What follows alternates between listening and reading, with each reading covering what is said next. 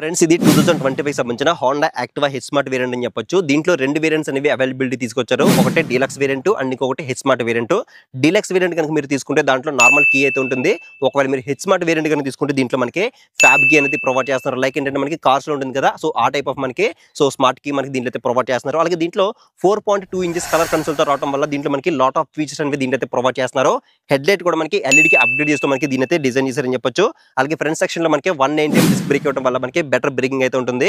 అలాగే engine department లో 125 cc fan cooled SOS engine మనకి దీంట్లో అయితే ప్రొవైడ్ చేస్తున్నారు. ఈ ఇంజిన్ ని OBD 2B నార్మ్స్ కి అయితే అప్గ్రేడ్ చేస్తూ మనకి 2025 అయితే లాంచ్ అయితే చేశారు. అలాగే ఈ ఇంజిన్ లో ESP టెక్నాలజీ ఉండడం వల్ల దీంట్లో సైలెంట్ స్టార్ట్ ఫీచర్ అయితే ఉంటుంది.